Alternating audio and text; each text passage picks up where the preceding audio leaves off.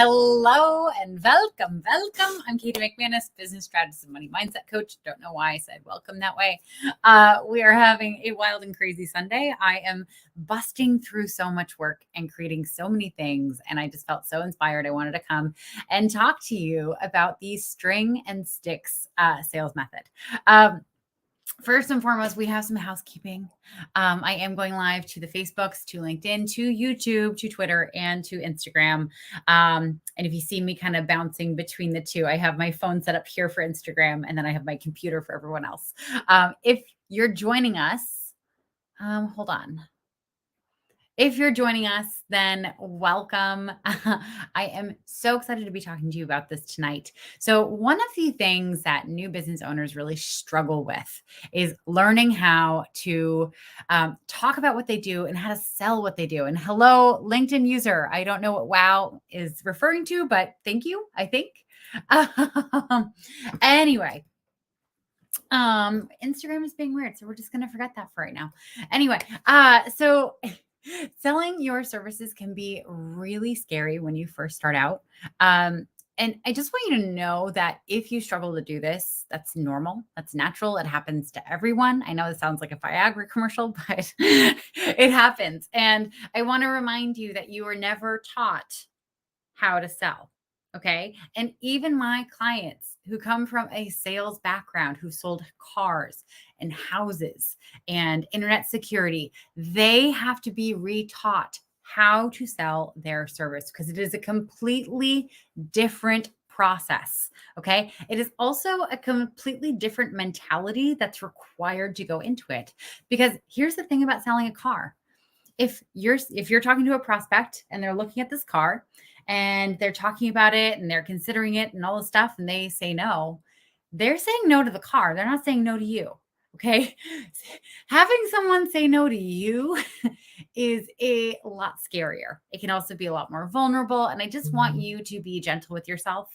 Okay. If you've been having a hard time doing this, know that you've just never been taught and there are ways to learn. Okay. It's one of the things that I love doing.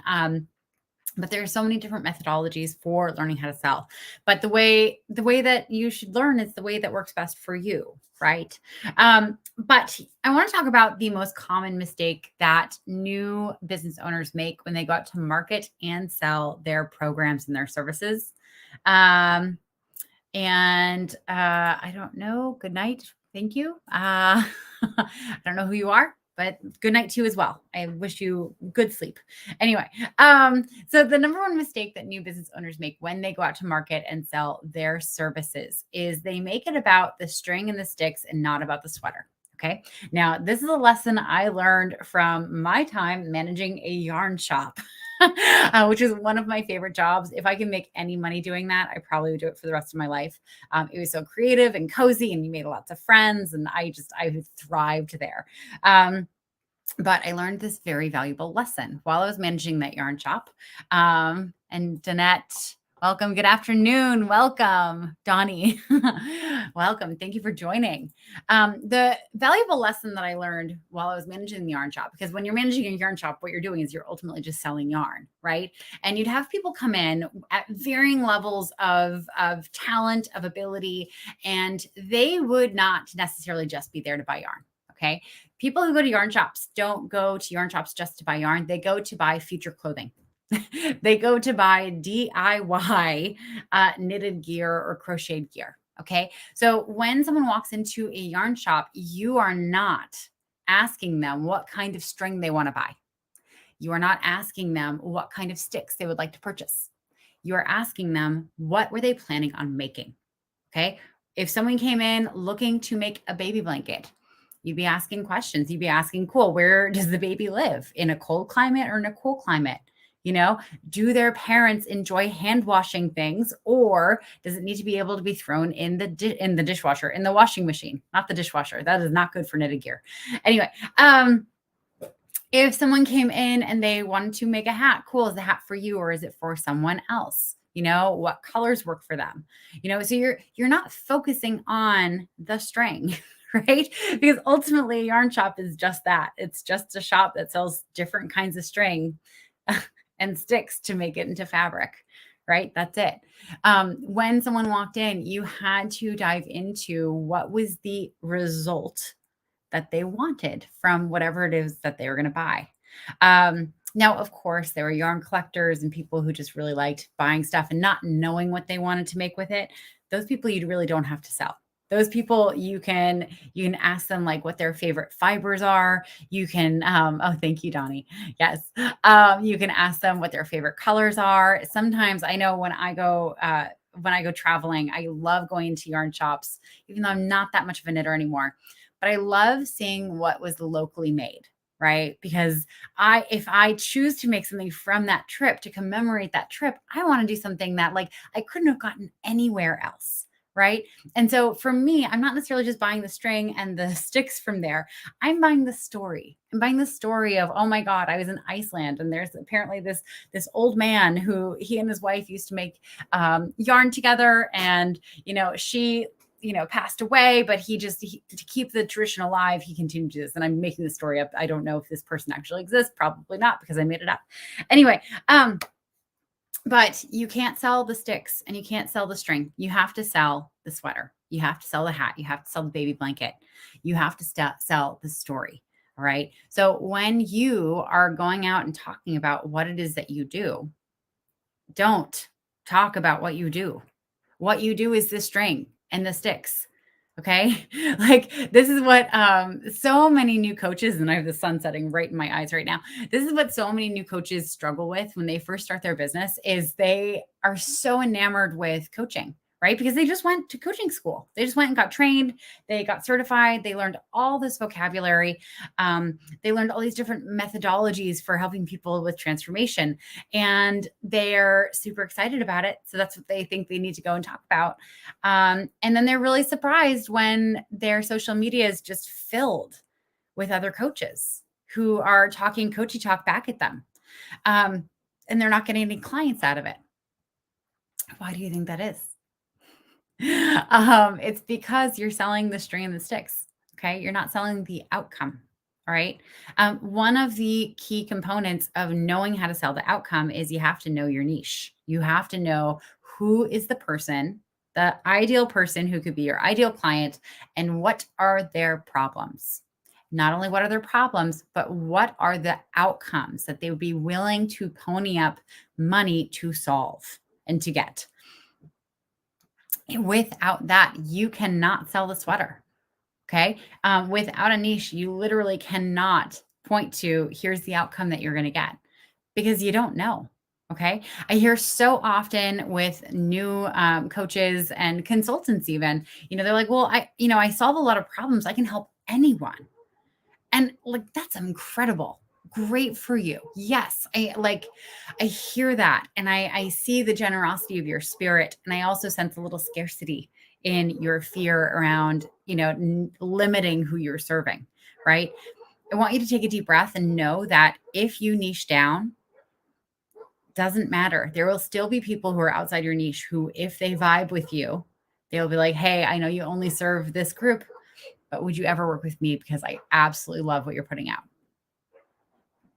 Let me see. What is LinkedIn user? I will sell creative videos and special effects to platforms like LinkedIn. I'm listening to learn about sales. Okay, cool. So the thing is like creative videos and special effects. My dogs are going crazy. They're like, no one wants to spend money on that.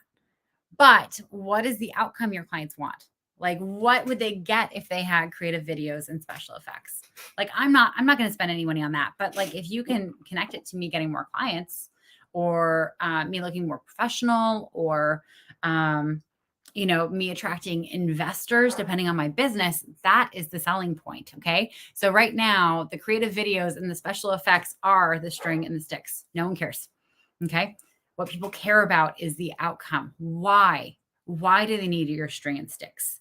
Okay. What is that going to get them? If they put in the effort. One of the other big fears that I hear new coaches and consultants say, because oftentimes you're not doing things for your client, right? I mean, I know I can't do everything for my clients. I don't have time, and I don't have the willingness to do it.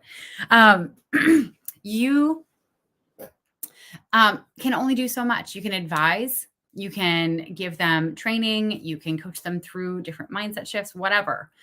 You can show them here's the path. But ultimately, they have to go and do the work, right? They have to take whatever it is that you give them and go make it work for them. Okay. Like the yarn shop. The yarn shop does not sell sweaters and hats and baby blankets. No, they sell the things that make those things if you put in the effort, right? And if you have followed the right instructions, right? I don't know if you've ever followed a knitting pattern. Okay. It takes a whole different set of skills to read a knitting pattern. Want to say hi to a few people. Leandra, welcome. And Stephen Doyle, it's late for you over there. And Gabriel, welcome. Hello. And I'm glad this is making sense. I was having fun with this metaphor earlier today. So it, just like the yarn shop can't say like, here's a sweater because they're not selling a sweater. They're selling the bits that make the sweater. When you are not selling the string and the bits and the sticks, you can focus on the outcome. You're not guaranteeing the outcome. You can't. Okay. You can point to, you're going to like, I support my clients in getting a raise. I support my clients in finding the next love of their life. I support my clients in starting their business. Yeah, that's exactly what you do. That's like the outcome that they have. They will have that thing if they sign up with you and if they do the work and if they do all these other things. All right. So many new coaches feel like if they don't focus on the coaching bit and they don't focus on like what it is that they do, that they're making a guarantee of something. And you're not. There's no way for you to guarantee shit. Okay. So like if I were to hire a nutritionist, say I had like a fitness goal, I wanted to build like, 20 pounds of muscle and like lose like 13% body fat, right? Oh my God, that would be insane, right?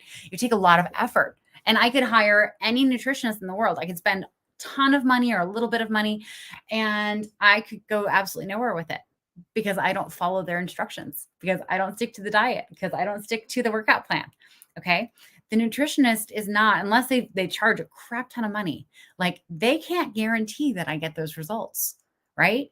Because for them to guarantee that I'm eating everything and working out, they'd have to spend every single day with me. Not just every single day, like every single hour, because, like I'm a troublemaker. I like ice cream. I'm not like, you put me on something too strict, I'm going to go and I'm going to be bad. For them to be able to guarantee an outcome with someone like me, that's trouble for them. They're not going to be able to do it. Right. There are other factors at play here. My body chemistry, like they don't know. Maybe my body is resistant to building that muscle, which most women's bodies are. Right. And maybe my body's resistant to going below a certain percentage of fat, which most women's bodies are. Right. So when you go out and you're talking about the outcome, when you're talking about the sweater and the hat and the baby blanket that your business provides, know that you are not promising an outcome. Okay. You can't. You absolutely can't. And you want to be very clear with your language here. Okay. You can't use like, you're going to get X, Y, and Z results. You can't guarantee that. You can also get in a lot of trouble for that if you do put that kind of language on your website. But you can talk about how you help your clients get to that outcome. All right. That is the most magical thing. That's honestly the biggest difference between, coaches and consultants. You can charge like, I don't know, $75 an hour, and coaches and consultants, you can charge $2,000 an hour. Okay. It's a massive difference because people don't care how much your hour is worth. If you're selling the outcome, they do care if you're selling the string and the sticks. Okay. If anyone has any questions on this, I'd love to hear. We have a few people in the audience right now. Now, like I said, for you to be able to sell the outcome and not just sell the string and the sticks, you need to know your niche.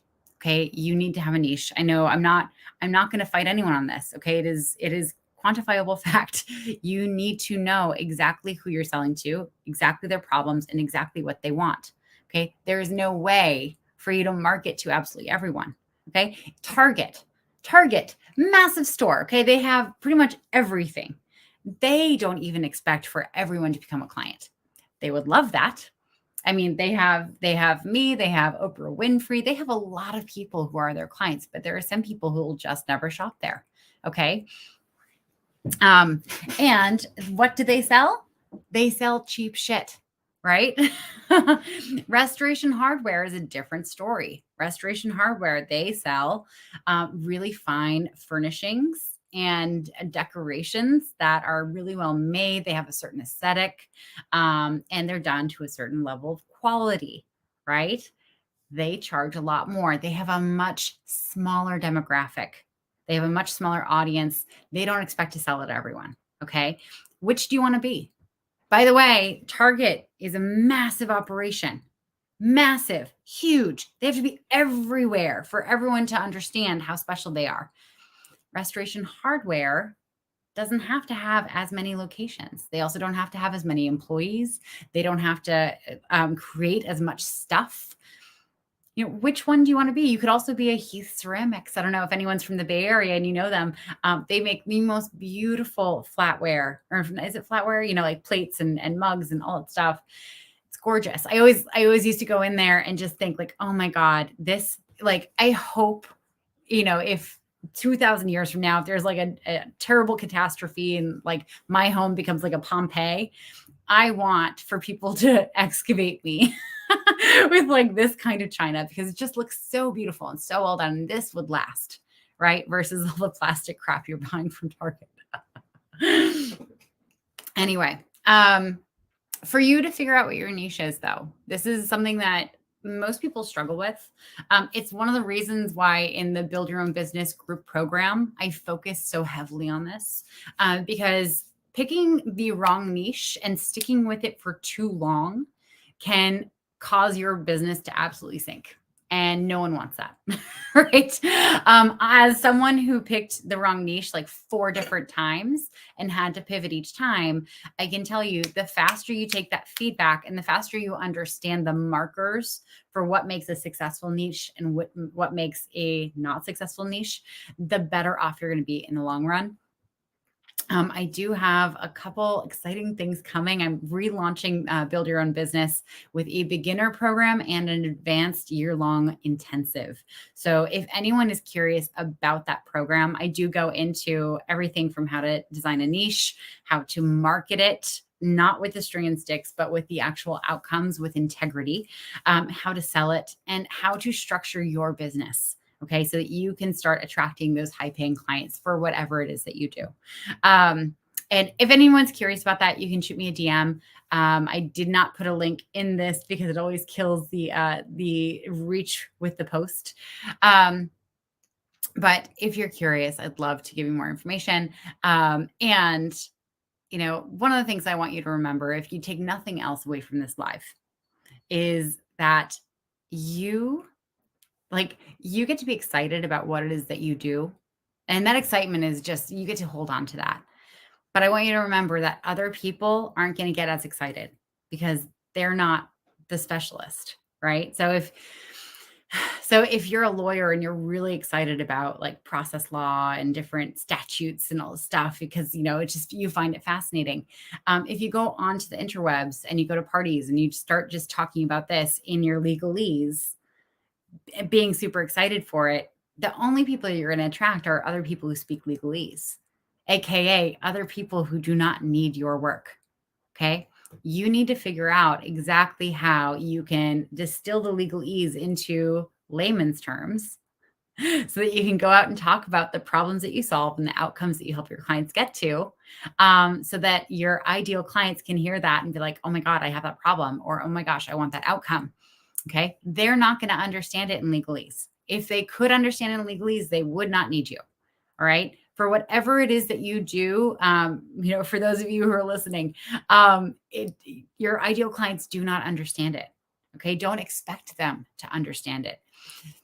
There's also this expectation of yourself where you're like, well, if I'm going to go and post online expecting to get clients, I have to show off how smart I am. And let me tell you, people already assume you're smart. They already assume that you have a certain level of intelligence and capabilities, and they are not looking for you to prove that you are smart. They are looking for you to make them feel smart.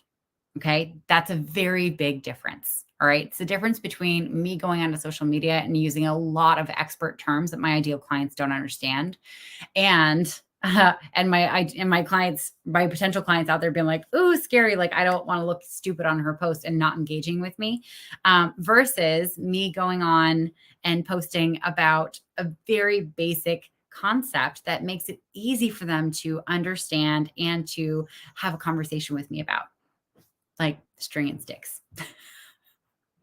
Case in point. Anyway, that's it for me tonight. Donnie, Gabriel, Stephen, Leandro, LinkedIn user, thank you all for joining. I hope you have an amazing evening. If you do want more information about Build Your Own Business, then shoot me a DM. Otherwise, I would love to hear how you are going to be reframing your string and sticks into whatever kind of sweater you're selling. Anyway, have an amazing night, everyone. I'm Katie McManus, business strategist and money mindset coach, and I will talk to you all soon. Mwah. Bye.